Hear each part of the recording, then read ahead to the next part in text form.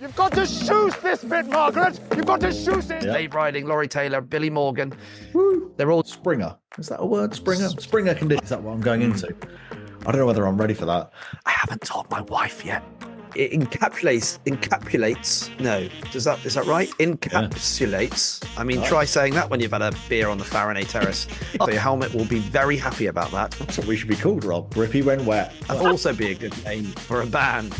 Adjustable Noses. I'm a little worried about exploring your jokes about German sausages.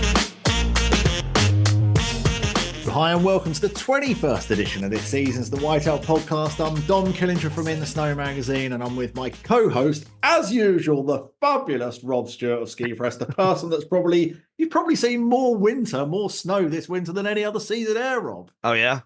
Yeah, you're probably right, Tom. Yeah, well, when I'm out at a ski resort talking to people that live there, they just don't get out that much. Nowhere near as much as they should. But yeah, I'm fine. I'm drying out from a camping trip to the Peak District this week. It was slightly harsh. More about that at another podcast episode, because it was really interesting. But it was also the Peak District in the middle of March in a tent. But I am seeing some more snow next week. What about you, Dom? Yeah, had a little bit of a break here to get some work done, but getting ready for a pretty epic adventure to Canada, as you know. I've probably already bored you about this, Rob, but heading off to Whistler and stopping in at Seattle and then off to Palisades in California. So in the middle of March in north of England, Palisades, Tahoe, Seattle, California. Yeah, I think I got the best end of the stick. I think so. Yeah, I mean, it's a fair question. Why would you do that? But it was an outdoor industry event called And Social, or Outdoor and Social, where brands and retailers get together for product training in the field. I think it's a great idea. Very well organized, well attended, especially considering it was the first one of its kind. Yeah, I'd say rather it was in May for me. Not only is it just a bit full on still with the ski season, but it's also a bit nippy out there right now. So I know, for the outdoor industry, it's good timing, and they're a hardy bunch. Unlike me, really. You're supposed to like the cold, Rob. You're supposed to like the cold. We're talking about a ski podcast at the moment.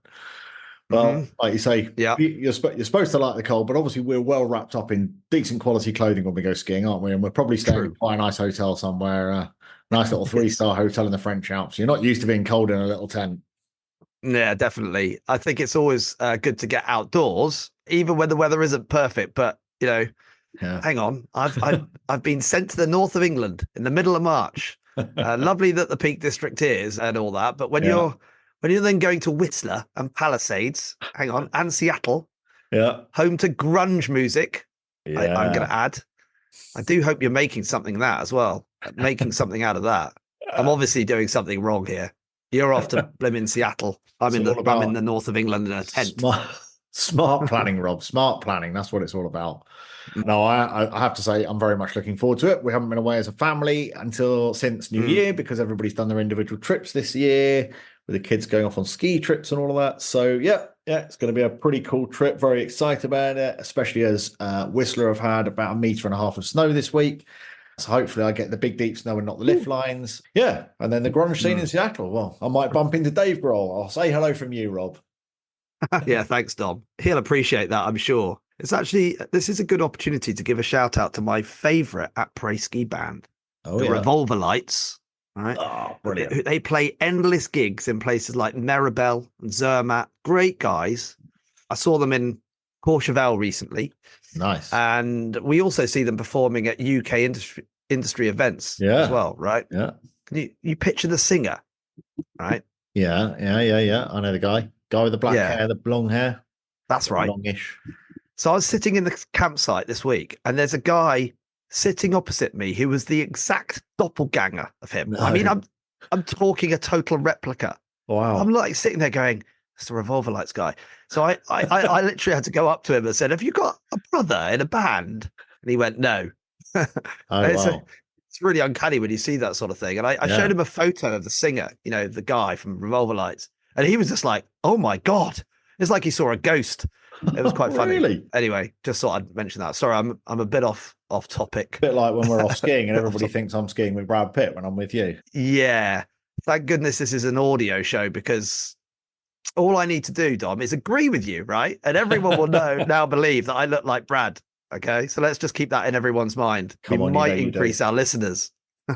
Of course, you don't need to be compared to anyone, Dom. You just Dom. Well, I remember being on a flight once, and all the air hostesses were gathered together giggling and kept pointing at me, and I was thinking, this is a bit weird. I mean, like, happens a lot. This is odd. And they genuinely thought I was Michael Keaton. Michael Keaton, yes. Batman. Yeah. I get no, absolutely. No, I can see that. Yeah, it must Michael have been. Keaton. I think it was when I was a bit younger. I mean, this is probably about 15 years ago, 14 years ago, and there was a new airline, and we were pretty much the only people on the plane. So obviously the focus was on us. But these air hostesses were obsessed with, and they were, they had a copy of OK magazine, and they were pilling out these pictures of Michael Keaton and putting them up next to me. It was hilarious. Really? So yeah, that's the only one I've had. So that's my claim to fame. A quick shout out to all the Netflix producers, or maybe the Lionsgate producers that are listening to the show right now. Of course. Just to say, if you need a Brad Pitt and Michael Keaton for your next big blockbuster movie, just come to us, because we'll fill in and we'll do it for half the price, right? Half the price, I reckon. And we can ski, so we can do the ski scene, and we can be there double. How cool and is I that? can probably do some kind of Southern American accent if they want me to do a kind of Brad Pitt type of thing. I can do that. That's okay. I'm there with that. Come on, man. Let's get into my Chevy and head down the road. Go down to as if the image of you, Rob, doesn't quite match the Brad Pitt thing. The accent, I think, possibly kills it. Really? Yeah. I'm sure that's not his real accent, but I mean, I've definitely heard him in movies where he does that sort of Southern drawl type thing. So maybe. Well, bottle of bourbon in his hand. If you want to see what Rob really looks like, then head over to the In the Snow YouTube channel, and you'll see how much like Brad Pitt he actually is. He'll be there in his full glory. Yeah. You've just shattered millions of women's dreams, Dom, or maybe some men's too. And actually, on that point, I'm reminded that next week I'm in Teen, and little did I know that it's Pride Week there. Oh wow! And could we get any accommodation sorted out? It was very tricky. Fortunately, in the end, we have, but it wasn't easy. Actually, that is going to be some good week of partying there, I can imagine. Yeah. I think it will be. I shall report back. I'm sure the atmosphere is going to be fantastic in Teen next week. Sounds like a lot of fun. So, Rob, that is it for this week. We're finished. Heading on to our news section for this week, Rob. What is in the news this week? What have we got? Yeah, it's a bit of news around. I've seen that Chamonix has opened a new lift on Montenver. We've been hearing about this for quite a while. If you've skied the Valley Blanche from the Aiguille de Midi above Chamonix, then it's likely you've taken the gondola up to Montenver and then the train back down to Chamonix again. I mean, occasionally it's possible to ski all the way back to Chamonix, but even when I first did the Valley Blanche, just going to say, in 1994, we couldn't do that then. So what we could do, though, is ski to the gondola itself. And that hasn't been possible for years due to the retreat of the glacier. So the resort has built a new lift that starts at the new base of the glacier, so where it's melted down to, meaning no more steps up, big long metal steps to get up to that gondola. It will also improve access to the glacier in the summer. I'm sure the new lift will also be more efficient because the queues could be very long to get down to the glacier in the summer. So more information on the new lift can be found at Mont Blanc Natural Resort. It's long awaited, and it's a good investment, I think, for the resort. Yeah, absolutely. We'll put a link to that in the podcast notes. We've also got learning French and ski packages. So Morzine-based Alpine French school is giving skiers a chance to learn the local lingo while getting a chance to ski at the same time. So that's very cool. The Learn French and Ski and Snowboard package. So it's a couple of hours of French tuition each day, 2 to 4 hours of French tuition each day for 5 days, and then a 6-day ski pass for the Porte du Soleil. So that's a very good idea. It also includes lessons, self-catered apartment, half-board accommodation if you want, at one of the families partnered with the Alpine French Ski School. So yeah, really nice idea. All candidates are evaluated before enrolling, so everyone is placed in a group that's suitable for their level, which is really nice. Make sure you just achieve everything you want to achieve, whether it's be learning to ski and learning to speak French at the same time. I like the sound. It's a great setup. Yeah, it's a great setup. Yeah. Yeah, my daughter's actually joined the summer camp there a couple of times, and it's really good. Yeah, really nice. We'll put a link to that in the podcast notes as well. alpinefrenchskischool.com. Alpine.com, yeah. Yeah. So what else have we got going on? Yeah, I'm just going to mention the World Cup finals taking place in Saalbach, Austria. The 5th Alpine World Cup hasn't exactly had the smoothest winter season, we could say, with races cancelled because of too much or too little snow. But it's looking good for the World Cup final starting this weekend in the Austrian resort of Saalbach. This is a bit of a test event for the Alpine Skiing World Championships, take place in the resort next winter. And the finals, they see both the men and the women reunite together for all of the Alpine disciplines. They've been split into technical and speed events over consecutive weekends, starting this weekend with the slalom and the GS events, and then from next Friday, the Super G and downhills. Yeah, I mean, some of the overall titles are already done, right? They're a done deal, including obviously the incredible Michaela Schifrin, who came back from injury last week in Åre, Sweden. She cruised to victory, securing her record-breaking 8th overall slalom title. Wow. Yeah. Amazing. I mean, watching that race was amazing. She just literally smashed it. And then Austria's Manuel Feller has also secured his slalom title early on too. So that's all done. But really excited for this weekend. See all 3 Brits back in action, of course. Dave Riding, Laurie Taylor, Billy Morgan. Woo. They're all doing really well right now. Hopefully Charlie Guest can improve her results as well after a bit of a disappointing season for her standards. So let's see. Anyway, Eurosport covering all those races as usual over this weekend and next. Very good. Love that. So that's it for the news this week. And of course, the thing that we're all waiting for is, what is the weather like? Where is best to ski right now? Brought to you in association with Ski Weekends. Yes, Dom. So this week's weather roundup is brought to you by Ski Weekends, the flexible ski holiday experts. Choose from 10 fantastic catered chalets and over 100 hotels in 40 resorts. You can stay as long as you like with skiweekends.com.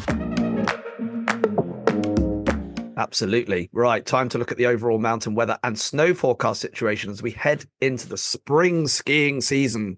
That's it. Spring skiing as we love it. Basically, let's look at the situation because the Alps has an altitude split and lots of snow above 1,1800 meters. That's obvious from all the YouTube and social media videos that we see. There's a little natural snow coverage below that. But there's a lot of ski resorts in the Alps where skiing is very, very good. That's absolutely certain. Even the lower altitude towns where their upper runs are in good condition. And in many places, it's possible to still ski all the way down. So thanks to the combination of artificial snow and a bit of snowmaking and that sort of stuff. So yeah, there is definitely some good skiing out there. I've seen a lot of friends and colleagues having a great time in a lot of resorts. So yeah, it's good. Yeah, exactly. I mean, the higher altitude resorts like Teen obviously have great cover all the way down right now. And in fact, when you look at the snow depths above 2,000 meters, there's definitely more than we've seen in a while. I think a few years. It's very, very good. And a bit more is forecast this weekend, although we have been hearing about, warmer temperatures now too. I mean, I think it is warming up basically. Yeah, heading into spring. So Italy's had a good run of it too. So that southern side of the Alps and the Western Alps fared pretty well the best, with the east and the northern side not getting as much. But despite that, there's still generally pretty decent snow conditions for mid-March in Austria and Switzerland too.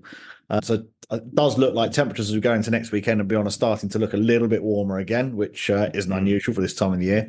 And as we head into Easter, so classic spring conditions, which are lovely. Let's face it, we all love a bit of spring conditions. So we'll see what happens there. I suspect by the end of the next week and into April, we could end up being a bit of a classic spring season, which I think we'd all love anyway.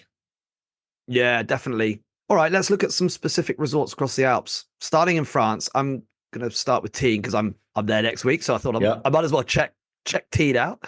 Snow cover is very good. Slightly warmer temperatures and it's creating some spring skiing conditions right now.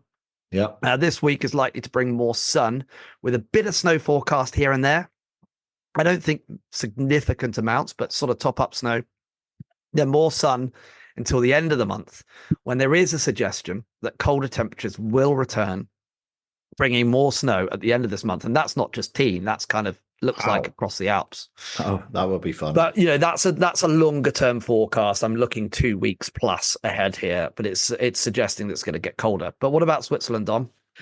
So, yeah, in general, it's similar to France with good snow above 1,800 meters, not so much below that, but good spring skiing on the upper slopes with some artificial runs to resort level holding up in places such as Grindelwald, where one run is open to the village. If we look at Engelberg on the northern edge of the Alps, it's similar with good snow up on the mountain, but definitely nothing in town now. They are down to around 1,000 meters there. So as you can imagine, so forecast is similar to France, a bit of snow, about 1,600 meters over the weekend, and then some more sun and some good spring ski conditions, as you would expect. Yeah. Yeah, right now it's a similar situation in Italy. I mean, they had some great snowfall, but temperatures have warmed up, but there is plenty of snow around. Not much at resort level, or any, depending on, of course, where you are altitude wise. And again, I think that 1,500 meter level is a pretty good sort of marker for where the snow starts. And we need to remember that above 1,800 meters, there's actually a lot of snow in the Alps. I reckon more than in the last few years. Cormaier and the Aosta Valley is looking good on the mountain. They are forecasting around 25 centimeters of snow on the upper runs over the next few days. Not much below the mid station, and the snow line again is around 16 to 1,800 meters, where above that it's really good. Very good. Well, on the note of Italy there, I had a message just come through just now from Judith, who is a listener. Okay. Judith is the one that was heading up to Corvara. She must know when we're recording the podcast each week, because she sent it through right now and said, if you're recording a podcast right now, we've had the most fantastic week in Italy, loads of snow and every condition possible. However, it is like water skiing when you get down to the village, with one of those smiley faces. But a fabulous picture of Corvara, looking very, very glamorous. Beautiful snow condition, beautiful area. Love that. So very jealous. Lovely. Thank you very much, Judith, for contacting us. And then thinking about Austria, very similar conditions in Austria as well, as you'd expect. Actually, although the valley in places like Kitzbühel are green, there's still great snow cover on the slopes, especially from the mid stations upwards. I mean, pretty decent cover there. If you're based in somewhere like St. Christoph, and you've got full snow coverage in the village, just looking at some pictures there, and plenty of it. So Kitzbühel is snowless in the town, but there's still good snow up on the slopes there as well. Forecast for the next couple of weeks is pretty spring-like, with a bit of snow on the upper slopes over the next few days. So very similar again, above 1,500 meters. Rain below, but it won't be significant amounts, and that snow up high should make things a little tastier up there. So yeah, nice. What about beyond the Alps? It is Rob? Good. Yeah, yesterday I was speaking to the guys at Scandinavian Travel, and they reminded me what a great season Norway and Sweden has had. Perhaps not epic amounts of snow, quite a bit, and just consistent. And they certainly haven't had any issues with rain on lower slopes or slopes without snow. No, they continue to have good conditions now, and I think Easter will be very, very good in Norway in particular. I mean, looking at Trysil right now in Norway, great snow cover. Really good. More snow this weekend with cold, at least around 0 degrees temperatures for the next couple of weeks. Wow. So, good stuff in Scandinavia. Right, Dom, come on, North America. You're heading there soon. What's the situation like? Well, still plenty of winter in Colorado, and Breckenridge is getting topped up pretty nicely. I'm heading to Palisades, Tahoe next month, and right now conditions are looking very, very good with powder snow and more falling. The sun will come out over the next week or so, and the temperatures are going to rise. So you can expect some more spring-like conditions there. Springer. Is that a word? Springer conditions. I think we can make that a word. Springer conditions. Springer conditions. Yeah. By the end of the month, colder weather again. Crikey, is that what I'm going into? I don't know whether I'm ready for that. More snow is forecast. We want sun now, don't we? April could be good. Crikey, I'm going to be out in Palisades as it snows again. I'm just not prepared for that at all. Anyway, I was planning on... nice timing. Yeah. Nice timing. We do want a bit of sun, though, don't we? Especially if we've been hanging around in the UK this winter. Doesn't feel like there's been a lot of that. But nice timing. Timing. Yeah. Before that, I'm out in Whistler, which is it is spring-like, but they had a big dump in the last 4 or 5 days where they had over a metre and a half this week. So that's looking good. I'm just hoping that hangs on by the time I get there. So, Lucky you, Dom. Classic spring skiing mixed with sun and then more snow. I think it's very unlikely people will be traveling to Japan this late in the season. Yeah. But skiing in Niseko, if you're up that way, they are still getting snow down to lower levels. Yeah. And also down in Hakuba, it's a bit more spring-like down there, but some snow is forecast, so decent, even though, for their standards, it hasn't really been an epic season, to be honest. But, it's still very good. Yeah. It's still very, very good. Yeah. Epic in these people's worlds in North America and Japan and Canada, very different to our Epic. So yeah, they have large expectations. They do. So well, there's a good little snow roundup this week, thanks to our partners at Ski Weekends. And yeah, let's find out what it's actually going to be like. You're out in Teen, I'm going to be out in North America and Canada. So let's see what it's going to be like. We will report back in a couple of weeks' time on that. On to we certainly will. What is next? Gear. Light's gone. I'm going to change these lenses, people. We haven't got much gear, have we, Rob? Because obviously it's this time of year when there's nobody's creating a new bobble hat at this time of year, are they? Well, they're not, and you know, in the autumn and through into the early part of the winter, we do get lots and lots of brands launching new products, don't we? For the ski season, we're starting to run out at the moment as we go into the summer. But yeah, I did get something from Valon, the brand Valon. So they've released this vintage style sports sun visor. Right? Nice. Finally, a real visor for sun protection. Say Valon, you know, it's sort of cool retro ski goggle company, right? Born out of Verbia. Yeah. But now the 70s retro sun visor, you know, that sort of thing that you might have seen Bjorn Borg wearing at Wimbledon in the 1970s. Yeah. It gets a serious upgrade with a UV 365 protection. Nice. So that's that vintage style visor that Valon also say it encapsulates. No, is that right? Encapsulates the fun of the 70s. The fun of the 70s, and outdoor sports pursuits. Amazing. That must be an amazing visor to encapsulate the fun of the 70s. Imagine that all in a visor. Yes. Put it on, and suddenly you're like a Bjorn Borg bouncing around the tennis court. But this is a serious visor. Right? Yeah. This is what it is, featuring a Cat 4 UV 365 rated transparent lens. The visor helps shield the eyes from the sun and glare, paired with a Valon striped towel sweatband available in 3 classic colorways. Apparently. I love it. It is the ultimate performance lifestyle accessory for 2024. Again, that is Valon's words for their recent press press release launching this product. But I mean, well, I'll agree. As spring kicks in, I would say this bit of kit is perfect for a cold beer on the terrace of the Faraday pub. How much are we talking, Rob? €65. Check it out at valon.com. VALLON.com.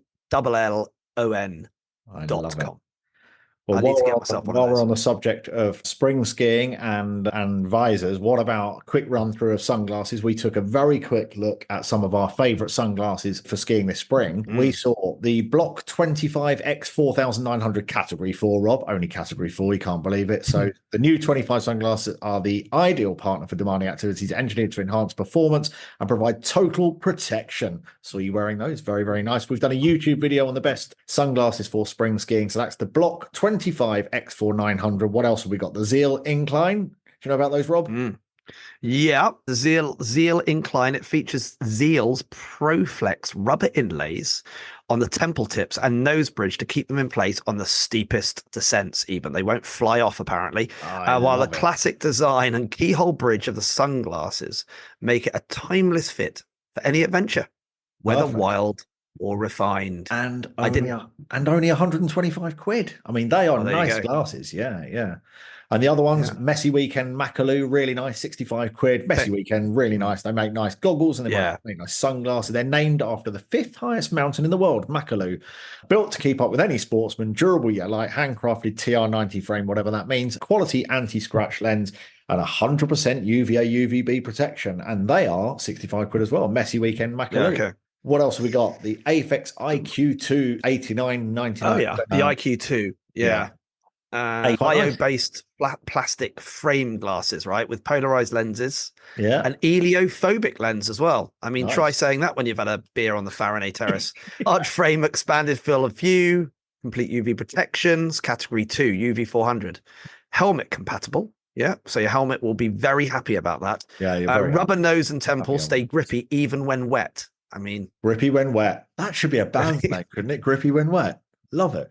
That's what we should be called, Rob. Grippy when wet. I think an après ski band called Grippy When Wet would actually be very, very good. I am registering that domain net, grippywhen.com. I mean, how good is that?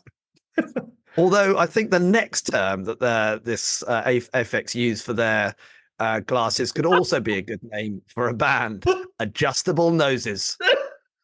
I mean, that's a great name for a band, isn't it? Hey, we're the Adjustable Noses. I like that. Yeah, that's brilliant. Ultra fast lens change, photochromic lenses available. That is not a good name for a band. No. Moving on is Good Art as well. If you haven't already heard of the brand Good Art, good with an R at the end, really nice sunglasses as well. They have two styles, one called I Do My Own Stunts and the other one called the Extreme Dumpster. They're around £45, €55. Sunny for runners, riders and shredders is what they say. So check them out at goodart.co.uk. What else? Amazing. Any other recommendations of sunglasses? What else have we got on here? There's so many. I'm I just know. thinking back in the day, when we wore sunglasses on the slopes, there were two choices. You either had a Ray-Ban Wayfarer or a Varney or a Varney. And you're either a Varney man or a Ray-Ban Wayfarer man, one of the two. That's it. And so many choices now. Messy Weekend, we talked about there's the MW Speed, £85. There's Sun God make really cool sunglasses. They're really, really nice. So they've got some very really cool glasses out, starting around 70 or 80 quid. So yeah, lots of options there. Head over to our YouTube channel to check out best sunglasses for spring skiing. And you can see all the sunglasses on our fabulous models, including Brad Pitt. Yes. Oh God, I forgot that Brad was modeling those sunglasses in the Clusa. Yeah, Brad Pitt. Amazing. And Check that out. Yeah. Check that out. Fortunately, not with the Southern American accent.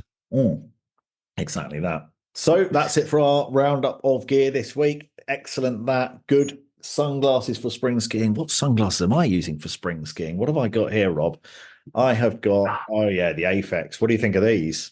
Now, I'm just going to expand my screen because obviously our listeners can't see that. Wow. Yeah. No, that actually, you pull that off. I'm rocking that. If I stuck that on, I would no longer look like Brad Pitt. I could tell you that. I just look like. I think you look more like Brad Pitt. So this is the AFX. So? Well, hiding half of my face. Yeah, probably right. I think this is the AFX IQ, I think. Yeah, it's the IQ. Yeah. Check out the AFX IQ. Very cool. And you can see these on YouTube right now. So statement sunglasses, those, that's for sure. These seem to be everywhere at the moment, these style of sunglasses. And initially, they're good protection. Look at the protection of them. They're almost a ski. It's almost a goggle. Yeah. Well, you'll see me rocking these in Whistler, Rob. So that's what's next. I like the look of them. I mean, they're so big that it is almost a goggle, but you don't have to wear a goggle. So that's the thing that these days I sometimes like wearing sunglasses, but you obviously do get the wind in your eyes, especially when you ski at 85 miles an hour. Yeah. Don't do that at only home. 85. I would only do that if can you see anybody around. And I get a clear lens with it as well. So I've got switchable they're very lenses. smart. Yeah. So there you go. Impressive. So that's it for our gear roundup this week. Shout out today to our friends at the Snow Centre Hemel Hempstead, London's closest indoor real snow slope and the largest trainer slope in the country, with a team of highly qualified ski and snowboard instructors running private and group lessons for all ages, a huge 160-metre main slope, family snow fun with the Ringo slide and an alpine-themed bar and restaurant. There is something for everyone. Visit thesnowcentre.com for more. What are we on to next, Rob? Our resort focus, Dom, this week. Spotlight on Carinthia, Rob. How cool is that? Are you covering Carinthia? Because you were in Carinthia just last week. You're going to tell me all about Heiligenblut. Yeah, I think, Heiligenblut or Heiligenblut. I think you pronounced it pretty spot on there. Really? Yeah, that's right. It was my first ski trip there. I mean, I've been a couple of times to the Multal Glacier in the summer, but that was it. Good place. Tell me what it was like then. So it's located in the region of Austria called Carinthia, and we're running this because you were there, and obviously that's good. Yep. Just returned. You can tell us all about it. So what can you say? Yeah, that's right. I first went to Innerkrems, which is basically a ski touring only destination, then Bad Kleinkeikum, or BKK as we call it. It's easier. That's a larger ski resort with over 100 kilometers of piste, lots of hotels and infrastructure there. Yeah. But Heiligenblut, I must say, out of those three, probably my favorite, although I did enjoy all three of them, but Heiligenblut is pretty special and unique. So how do you get, let alone how you say it, but how do you get to Heiligenblut? Yeah, sure. I mean, the easiest way is with a relatively new flight from London Stansted to Klagenfurt with Ryanair, small city in the southern part of Austria, Carinthia, very close to the border of Slovenia, small airport. We whiz through passport control and baggage in about 15 minutes flat. Can imagine. And I must say, it's a very, very scenic airport, a bit like Innsbruck in a way, but a wider valley. So sort of less intense than flying into Innsbruck and very, very pretty. Very, very nice. Okay. Yeah. And then from there, how do you get up to Heiligenblut? So vehicle transfer from there is the best option. And I'll get sort of to the how-to bit a bit later on. It's about a 2-hour drive. Lovely scenery, really pretty, up a long valley at the end where right at the end of that valley, you then get to Heiligenblut. Okay, so not a bad transfer time then. What's the town like? Not too bad. It's really interesting. I mean, that's the first thing I'll say. So there's a large church that sort of dominates the place. This huge steeple. It's very impressive. And the church was built in the 1400s. But way before that, in 914 AD, apparently, according to legend, a Danish prince traveled from Constantinople, obviously Istanbul in today's money, with a small glass filled with not chili sauce, but the blood of Christ. And that bottle is still there today. Wow. So the name Heiligenblut actually means holy blood or saint's blood. Of course. Of course. Wow. Some serious history there then. Did you go to the church to see that? No. I was too busy skiing powder, but I'll come to that in a bit. Very disappointing. Yeah, I know. There's more history because my grandfather, RAF Spitfire Squadron, based in Klagenfurt, as the Second World War ended, he came to this valley just after the Second World War and I asked one of the locals about this, and he confirmed that the British did turn up there in 1946 and they built a ski lift, just a little bit further back down the valley. Wow. And so I think what brought them here was that the area is also very famous for Austria's highest mountain, the Grossglockner, 3,798 meters, which towers over this place like a sentinel. And excuse the obvious term, but it really feels like that. Wow. That is super cool. And so what is the actual town actually like then? So I'm getting carried away. It's not big. I mean, it's really a village, so pretty quiet. If you want lots of shops and a big après scene, I would just say this place is not for you. Okay. Saying that, I found a great little bar called the Die Mühle, I think it was called, in the lower part of town, about 2 minutes from my hotel. It is a very small bar, but a great bar, lots of fun. You need about 6 people to create an atmosphere in that place. Of course. Not a lot else around, but there's some lovely hotels there, including the 4-star Kartnerhof, which is where I stayed. Nice. Just that standard of hotel accommodation is really, really high. The food was excellent. It's very much sort of settle into the hotel territory and enjoy relaxing. It's not party central, that's for sure. Okay. Yeah. The ski lift is located close to the church, right in the center of town, and it's a 2-stage gondola that takes you right up into the mountain. Nice. Sounds cozy. Sort of place you could really get away from it all, sort of like, really chill out and zone out a bit. Yeah, exactly. And because it's right at the end of this long valley, there's not that much accommodation either. Okay. It's pretty quiet. There's plenty of accommodation and really nice accommodation, but it's not like it's limited. Yeah. So you don't get lots of day visitors there. The other thing is that the valley and the village has this sort of cinematic feel about it. I mean, this sort of, I know the weather was a bit like that when we were there. It's kind of dark and foreboding and atmospheric place that you can imagine, a Netflix series about some kind of ancient force that's unleashed from the ground, haunting people's dreams and causes people to go mad. It's that sort of place. It's just like we're in the middle of this crazy sort of Netflix series about, dark forces. I mean, it's just amazing. I think really you're starting to unsell it a bit here, Rob. So no. It's what I loved about it. It's very atmospheric, sort of almost medieval. Yeah. Gotta love a bit of that, right? On your ski holiday, surely. Obviously, that's always what I'm looking for. I'll be disappointed when I get to Seattle if there's no medieval. So, okay. So we're getting a bit of a feel for the place. It doesn't sound like Maribel. No folly deuces, nothing, no bling, none of that sort of stuff. Probably about as far removed from the likes of Teen and Val Thorens as you could possibly get. Yeah, absolutely. And look, there's a place for that as well, obviously. big place for that. But there's also a place for this too, I think. Yeah. So yeah. onto the skiing. So we haven't even got to that yet. What's the skiing like? Yeah, this is where things get really interesting. It's definitely for the more adventurous skier, I would say, in general. That doesn't mean the terrain is super tough, though. Intermediates will find some really, really nice long red runs that aren't particularly challenging, just nice. Mm-hmm. It's not a huge resort in terms of mileage, about 50 kilometers of pistes. The longest run, though, is 10 kilometers. This is pretty long. What it does have is lots of free ride terrain all over the place. I mean, 6 different zones of free ride terrain, and lots of that can be found within the sort of lift accessed area as well. Okay.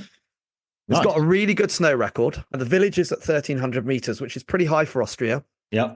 And it goes up to 2,600 meters as well. So a big vertical, really an impressive mountain, and one of the hidden gems, you just think exist anymore because we've found them all, right? Yeah. But here is one. I mean, obviously, there'll be listeners that say, I've been there. I know that place. But I don't think that many. No. I really don't. No. And what about beginners? Not for them, really?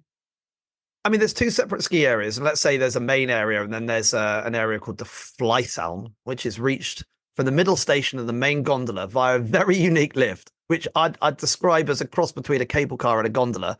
Okay. So the gondolas each take around 5-6 people, I think, and they are strung together in one long row. They leave at the same time and go through a tunnel straight away on a cable, which takes around 5 minutes and pops out the other side. I mean, it's a really odd one, but it works. But on the other side of that gondola, there is a nice learner's slope and a long blue run from the top of that chairlift. But I wouldn't say, it's the number 1 ski resort for beginners. For me, it's the mix of really long runs and the off-piste terrain. That's the draw, plus the scenery and the fact that it's such a cool sort of mountain destination with, really comfortable accommodation thrown in as well. Sounds very interesting. What about food and drink? Typical Austrian stuff?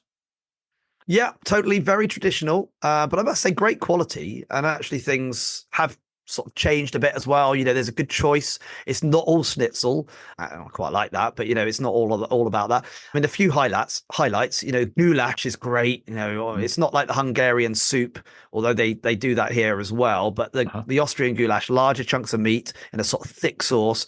And then of course the Kaiserspätzle, which is a kind of noodle dish covered in butter and cheese with fried onions. You get burgers and really good burgers. I had quite a bit of local fish, which is fantastic, like a lake fish that they get out of the lakes in Carinthia. I had some risotto and, of course, bratwurst, the famous German sausage. Yeah. Dom, do you know the jokes? Do you know the jokes about dirt? You do know the jokes about German sausages, right? I'm a little worried about exploring your jokes about German sausages, Rob. No, that's good because they are the worst. So bad. Yes. It does sound like the food is good, and not only the meat and cheese that we normally get then. So what about prices? What's it like price wise? Yep, great value actually. I mean, a meal on the mountain, for 10 to 15 euro, and you could definitely get cheaper than that as well. Like, goulash soup with bread, about 5 to 6 euros for that. Okay. They like beer, in Austria. It's mainly lager, but I did find a few Dunkels, which is a dark beer. It could be lovely. Austrian wine is actually really good, and they don't grow that much locally there. But any of the Austrian wine we had was excellent. Wow. So, how can we get there next season? Where do we stay? What's the direction there? Yeah, so tour operator FlexiSki is opening the resort up next season, so it's best to visit their website flexiski.com, and maybe give them a call. And just have a chat to them because they know the area. Like I said, you can fly directly into Klagenfurt, but Ljubljana in Slovenia is also a good option. It's really close, actually. Yeah. Saalbach can also work as well, and that combination means that short breaks are doable. You can fly in one place and out the other place if the flights don't work out. It's pretty easy to do that, and FlexiSki can help with the transfers and all that sort of stuff. Yeah. They also operate in a couple of hotels, including the one that I stayed in, which is good value for money, 4-star, really good. Sounds interesting. Yeah. Maybe one for next season. Yeah, I mean, keep checking because there's going to be various trips and off-piste courses planned there too, and I really think this place could become one of the new free ride spots. Think Fieberbrunn, maybe Alanya, that kind of secret spot that those places have become well known. But, yeah. Very good. How interesting, Rob. Mm. That's nice to bring to the table a place that maybe is not on all of our radar there. So Carinthia it is. Yep. I like it. I like the sound of it. Yeah. So, Rob, for our bucket list episode this week, we're not even going to do a bucket list destination this week because we've got such a good one for next week. We've got such a good one for next week. Tell us what we're going to be doing next week, Rob. What's in our special episode, bucket episode next week? Well, the bucket list destination next week is genuinely one for me, and that is Alaska. Oh, fantastic. The whole state of America, obviously. I love it. I love it. And did you go? I have not been there, so it is on my list, on my genuine bucket list to get to Alaska one day. So, what about you, Dom? No, I've not been, and it's definitely on my bucket list. And especially as I know you were talking to the legendary Dan Egan this week, who's just come back from there, and about the fabulous adventures that even somebody like him, who has been probably pretty much to the ends of the earth to find the best snow. Oh, yeah. Is still talking in such a passionate fashion about how incredible Alaska is, and absolutely talk about whet your appetite, absolutely desperately making you want to go and ski these, completely let alone untracked but untouched powder fields, really. And it's just incredible to hear, isn't it? It is really amazing. And what I liked about what Dan said to me in this interview that we're going to broadcast next week is, you actually don't think that you cannot go to Alaska. You don't have to be some kind of high-end professional freeride skier to handle heli skiing in Alaska. You can go there and you can enjoy it. You need to have some skiing ability, obviously. You need to be able to ski off-piste. Let's say, you go skiing off-piste in the Alps with a mountain guide or an instructor. You're doing some of those courses, you may be on a Snowworks course or a Rowan Smith course or something like that. You do need to be at that ability level to get the most out of it. If you turn up and all you've done is a red run and, you've never skied off piste before, you're going to get yourself into a bit of a sticky situation.